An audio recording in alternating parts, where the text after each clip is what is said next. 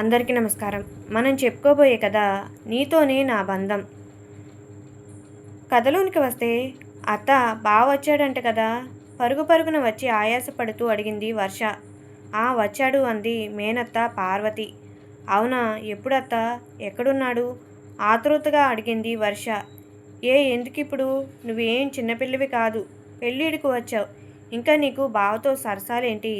కాస్త వ్యంగ్యంగా మాట్లాడింది మేనత్త. అది కాదత్తా అని ఏదో చెప్పబోతూ ఉండగా, హాయ్ వర్ష, ఎప్పుడొచ్చావు? కమాన్ కమాన్ అన్నాడు గదిలో నుంచి బయటకు వస్తూ శ్రీకృష్ణ. కిట్టు, నువ్వు కాస్త ఆగరా, ఇప్పుడది చిన్నపిల్ల కాదు, పెళ్ళిడుకు వచ్చింది. నీ సరసాలకు ఫుల్ స్టాప్ పెట్టి లోపలికి వెళ్ళు అంది పార్వతి. అమ్మా, అసలు నువ్వు ఏం మాట్లాడుతున్నావు? నేను వర్ష చిన్నప్పటి నుండి కలిసి తిరిగాం. పైగా తనంటే నాకు చాలా ఇష్టం. చానాళ్ల తర్వాత తనను చూస్తున్నాను. తనతో మాట్లాడాలని ఆరాటపడుతున్నాను. నువ్వెందుకు అడ్డు చేస్తావు? రేపు ఎలాగూ తనను పెళ్లి చేసుకోవాల్సింది నేనేగా అన్నాడు కృష్ణ స్వేచ్ఛ తీసుకుంటూ. పెళ్ళి లేదు, గిళ్ళి లేదు, నోరు మూసుకుని లోపలికి వెళ్ళు. నువ్వేంటే ఇంకా ఇక్కడే నిలబడి చూస్తున్నావు? మీ ఇంటికి వెళ్ళు అంది గంభీరంగా మేనత్త. ఆ మాటలకు వర్ష మనసు చివుక్కుమంది. చేసేదేమీ లేక ఆ ఇంటికి వెనుదిరిగింది. ఏంటి వర్ష, అదోలా వస్తున్నావు? బావ కనిపించలేదా? అసలు బావ రాలేదా? వచ్చినా నీతో మాట్లాడలేదా? అంటూ ప్రశ్నల వర్షం కురిపించింది తల్లి జానకి. అది కాదమ్మా, బావను ఇకపై నేను కలవకూడదంట అత్త చెప్పింది. పైగా నన్ను కలవకుండానే పంపించేసింది అంటూ చిన్నబోయిన ముఖంతో చెప్పింది వర్ష. అలా అందా పార్వతి. సరేలే, ఇప్పుడు వాళ్ళు మనకన్నా పై స్థాయిలో ఉన్నారు కదా, అందుకే అలాని ఉంటుంది. శ్రీకృష్ణ మాత్రం అలాంటి వాడు కాదు, నిన్ను తప్పనిసరిగా చేసుకుంటాడు. నువ్వేం బాధపడకు ధైర్యాన్నిచ్చింది జానకి. ఏంటో ఏదో బాధపడుకుంటున్నావు, ఎవరిని అంటూ అప్పుడే వస్తూ ప్రశ్నించాడు భర్త శ్రీరామ్. ఎవరిని కాదండి, మన అమ్మాయిని. తన బావను చూడాలని వెళ్ళింది. మీ చెల్లెలు కుదరదు పొమ్మందట. పైగా నువ్వు పెళ్ళిడికి వచ్చిన పిల్లవు, ఇలా రాకూడదని హెచ్చరించింది అని మొత్తం భర్తకు చెప్పింది జానకి. అవునా, శ్రీకృష్ణ వచ్చాడా? మా చెల్లి వర్షను అంత మాట అందా? ఎలాగూ రేపు వారిద్దరూ ఒకటి కాబోతున్నారు కదా, అయినా ఎందుకంది? నేను అడుగుతానులే వర్ష, నువ్వేం బాధపడకు, అత్త తెప్పిన దాంట్లో తప్పు లేదులే అంటూ సమర్థించాడు శ్రీరామ్. అదొక పల్లెటూరు. పట్టుమని 15 కొంపలు కూడా ఉండవు. అక్కడ ఉన్న కుటుంబాలన్నీ కలగొలుపుగా ఉంటాయి. వాటిలో ఒకటి శ్రీరామ్ పార్వతి కుటుంబం. పార్వతి పెళ్ళైన కొన్నాళ్లకే భర్తను కోల్పోయింది. అప్పటి నుండి శ్రీకృష్ణను చూసుకుంటూ జీవితం గడిపేసింది. పార్వతి ఆలనా పాలనా అంతా అన్న శ్రీరామ్ చూసుకునేవాడు. ఉమ్మడి కుటుంబంగా ఉండటం వల్ల వర్ష, శ్రీకృష్ణ చిన్నప్పటి నుండి కలిసిమెలిసి తిరిగేవారు. స్కూల్ నుండి వర్ష ఏడుస్తూ వచ్చింది. ఏమైందే, టీచర్ ఏమైనా కొట్టారా అంటూ అడిగింది జానకి. లేదమ్మా, బావ కొట్టాడు అంటూ కంప్లైంట్ చెప్పింది వర్ష. వాడు నిన్ను కొట్టాడా? ఎందుకు ప్రశ్నించింది జానకి. ఏమి లేదు, ఇంటర్వెల్లో నేను పట్టుకెళ్ళిన తాయిలాలను తనకు పెట్టలేదని కొట్టాడు అంటూ మళ్ళీ ఏడుపు లంకించుకుంది. పర్వాలేదులే, బావే కదా అంటూ జానకి శ్రీకృష్ణను సమర్థించింది. అది కాదమ్మా, నా బుగ్గలు బూరెల్లాగా ఉంటాయట, కొరుక్కు తినేస్తానే అంటున్నాడు. మళ్ళీ కంప్లైంట్ చెప్పింది వర్ష. ఏదో తమాషాగా అన్నాడులే అంది జానకి. ఇవన్నీ వింటున్న పార్వతి, ఏంట్రా వర్షని ఏదో అన్నావంట, తప్పు కదా అంటూ కొడుకుని మందలించింది. పర్వాలేదు పార్వతి, చిన్నపిల్లలు కదా అంటూ సమర్థించింది పిల్లలిద్దరినీ దగ్గరకు తీసుకుంటూ జానకి. వర్ష చాపెక్కింది. శ్రీరామ్ చాలా ఘనంగా ఫంక్షన్ చేశాడు. అప్పటి నుండి వర్షతో శ్రీకృష్ణ సరసాలు ఎక్కువయ్యాయి. హైస్కూల్ నుండి కాలేజీ వరకు ఇద్దరూ ఒకటిగా పోటీ పడుతూ చదువుకున్నారు. డిగ్రీ పరీక్షలు పూర్తయ్యాయి. ఇప్పుడు వారి మధ్య గమ్యాలు మారాయి. వర్ష పీజీ చేయాలని అనుకుంది. శ్రీకృష్ణ మాత్రం బిజినెస్ చేయాలని భావించాడు. పిల్లలు పెళ్ళిడుకు వచ్చేసరికి పార్వతి వేరుగా ఇంటిని అద్దెకు తీసుకుని వెళ్ళిపోయింది. ఆ గ్రామంలో అందరూ శ్రీకృష్ణ, వర్ష ప్రేమను ఎంతగానో ఆశీర్వదించేవారు. కాలేజీ చదువు ముగిసిన కొన్నాళ్లకు వర్ష శ్రీకృష్ణను పర్సనల్గా కలిసింది. ఎందుకు నన్ను రమ్మన్నావు అని అడిగాడు శ్రీకృష్ణ. ఏం లేదు బావా, చిన్నప్పటి నుండి మన ఇద్దరం కలిసి పెరిగాం. నువ్వంటే నాకు చాలా ఇష్టం, నేనంటే నీకు కూడా చాలా ఇష్టం. కానీ ఇప్పుడు మన గమ్యాలు మారుతున్నాయి. నేను పీజీ చేయటానికి వెళ్ళిపోతున్నాను. నువ్వు బిజినెస్ వైపు వెళ్తున్నావు. అందుకే నీ నుండి ఒక ప్రామిస్ తీసుకుందామని రమ్మన్నాను అంది.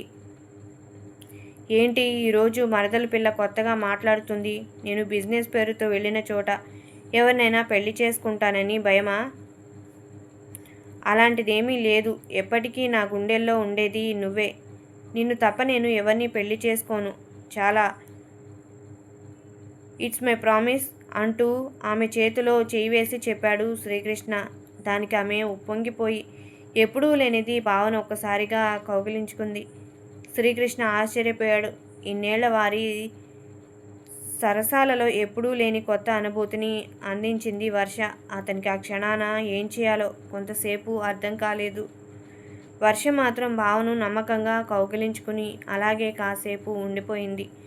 శ్రీకృష్ణ మెల్లగా తన చేతులను ఆమె వీపుపై వేసి మరింత గట్టిగా హత్తుకుని భరోసా ఇచ్చాడు. వారిద్దరూ కాసేపు లోకాన్ని మర్చిపోయారు. రా అన్నయ్య, చానాళ్ళయింది, కూర్చో అంటూ ఆహ్వానించింది పార్వతి. ఊర్లోనే ఉంటున్నా రాలేకపోతున్నా చెల్లి. ఏంటో ఈరోజు రాక తప్పలేదు.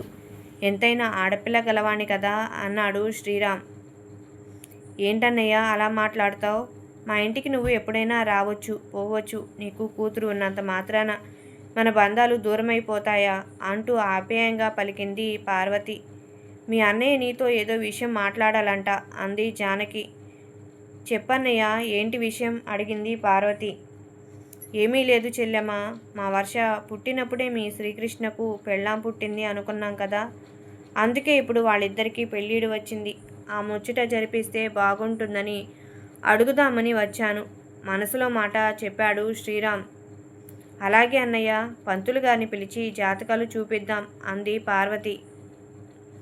క్షణాల్లో పంతులు గారు వచ్చి జాతకాలు చూశారు. వీరిద్దరూ జాతకంలో పాము ముంగిస ఉన్నాయని చెప్పారు. పైగా జాతకరీత్యా వీరు వివాహం చేసుకోవటం మంచిది కాదని చెప్పారు.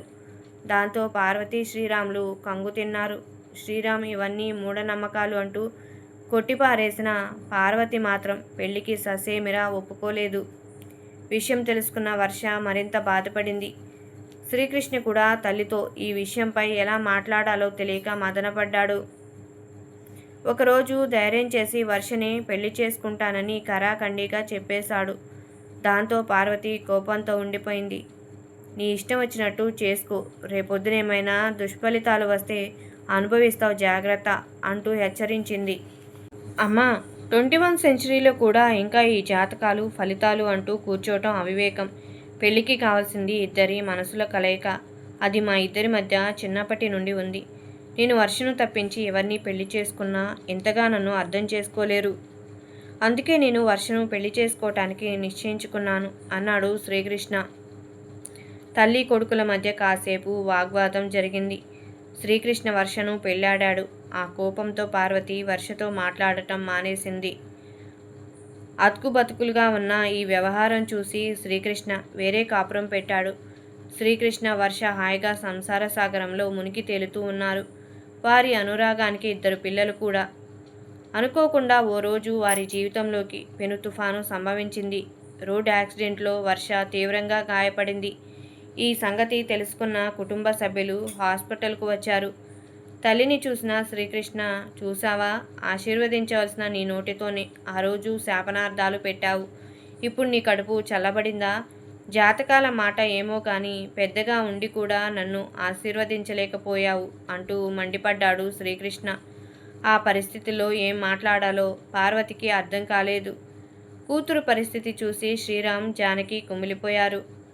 ఐసీయూ యూనిట్ నుండి వచ్చిన డాక్టర్, డోంట్ వర్రీ, ఇంజూర్స్ ఎక్కువ కావటం వల్ల కోలుకోవటానికి కొంత ఎక్కువ టైం పడుతుంది, బట్ నో ప్రాబ్లం అంటూ శ్రీకృష్ణకు చెప్పి వెళ్ళిపోయాడు. అందరూ కాస్త ఊపిరి పీల్చుకున్నారు. కొంతకాలం గడిచేసరికి వర్షను డిశ్చార్జ్ చేశారు. కోడల్ని హాస్పిటల్ నుండి నేరుగా తన ఇంటికి తెచ్చుకుంది పార్వతి. బెడ్ రెస్ట్లో ఉన్న ఆమెకు పగలంతా పార్వతి సేవ చేస్తే రాత్రిపూట శ్రీకృష్ణ సేవ చేసేవాడు. మెల్లగా కోలుకుంది వర్ష. ఇంజూర్స్ వల్ల ఇదివరకటి అందం లేదు. తన అందం అంటే బావకు చాలా ఇష్టం. ప్రతి క్షణం అందాన్ని పొగుడుతూనే ఉండేవాడు. ఇప్పుడు అది కనుమరుగై పోయేసరికి బావకు దగ్గర కావాలంటే ఏదోలా అనిపిస్తుంది వర్షకు. మునుపటి ఉత్సాహం ఆమెలో లేదు. వర్ష పూర్తిగా కోలుకుంది. బిజినెస్ వర్క్ పూర్తి చేసుకుని ఇంటికి వచ్చాడు శ్రీకృష్ణ. ఎప్పటిలాగే అతనికి భోజనం వడ్డించింది వర్ష.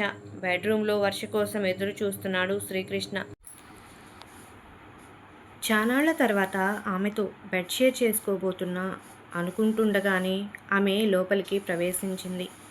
ఎప్పుడో మడతపెట్టి పక్కన పెట్టిన తుమ్మచాపను పరుచుకుని దానిపై వెనుతిరిగి పడుకుంది. ఆమె చేష్టకు ఆశ్చర్యపోయిన శ్రీకృష్ణ ఆమె దగ్గరకు వెళ్ళి, వర్ష, ఏమైంది నీకు? ఎందుకిలా కింద పడుకున్నావు? Any problem? అంటూ పలకరించాడు. అప్పటికే ఆమె కనులు సన్నగా వర్షిస్తున్నాయి. శ్రీకృష్ణ రావటంతో పైకి లేచింది. ఆమె కనులను శ్రీకృష్ణ తన 2 చేతులతో తుడిచాడు. అంతే, ఆమెలో మరింత దుఃఖం పెరిగి కన్నీరు జలజల కారిపోతుంది. హే, ఎందుకిలా ఏడుస్తున్నావు? ఇప్పుడు ఏమైంది? అంతా హ్యాపీయేగా. నేను అదృష్టవంతుణ్ణి కాబట్టి నువ్వు నాకు దక్కావు అంటూ ఆమెను దగ్గరకు తీసుకుని ఓదార్చాడు. లేదు బావా, నేను దురదృష్టవంతురాలిని. ఆ రోజు అత్తయ్య మాట విని ఉంటే బాగుండేదేమో. ఇప్పుడు ఈ వికృత రూపంలో జీవితాంతం నీ ముందు తిరుగుతూ నిన్ను బాధ పెట్టడం నాకిష్టం లేదు బావా. చచ్చిపోయినా బాగుండేదేమో అంది నీరు నిండిన కళ్ళతో బావ వంక చూస్తూ. హే పిచ్చిదానా, ఏం మాట్లాడుతున్నావు? నేను నిన్ను బ్రతికించుకున్నది చంపుకోవటానికి కాదు, నీతో జీవితం పంచుకోవటానికి అన్నాడు శ్రీకృష్ణ. నిజమే బావా, కానీ ఇప్పుడు నువ్వు గిలిగింతలు పెట్టడానికి నా నడుములో మడతలు లేవు. నువ్వు ఆశగా కొరుకు తినటానికి బూరెల్లాంటి బుగ్గలు లేవు. నిన్ను లాలించే అందం ఏది నాలో లేదు. అందుకే మనసు చంపుకుని చెబుతున్నాను, నువ్వు నా కోసం మరో అందమైన అమ్మాయిని పెళ్లి చేసుకోవాలి బావా అంది గుండెల్లో భారాన్ని దించుకుంటూ. బాగుందే, నీ వరుస ఇదేనా? నీ బావ పట్ల నీకున్న నమ్మకం ఇంతేనా? నీ బావను నువ్వు అర్థం చేసుకున్నది? నేను ప్రేమించింది నీ అంత సౌందర్యాన్ని, నేను ఆరాధించింది నీ బాహ్య సౌందర్యాన్ని.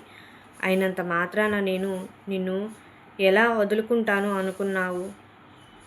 అందం జీవితాంతం ఉండదు, ప్రతి స్టేజ్లోనూ మారుతూ ఉంటుంది.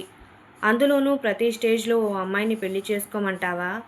నేను జీవితానికి సరిపడినంత అందాన్ని నీలో ఆరాధించాను. ఇప్పుడు నాకు కావాల్సింది అందం కాదు, నీతో బంధం. దానిని నేను వదులుకోవటానికి సిద్ధంగా లేను. ఇలాంటి పిచ్చి మాటలు ఎప్పుడూ నాకు చెప్పకు, మీ బావకు కోపం వస్తుంది అన్నాడు ఆమె గడ్డం మీద చేయి నుంచి తలను పైకెత్తుతూ. దానికి ఆమె సరే అన్నట్లు తలాడించింది.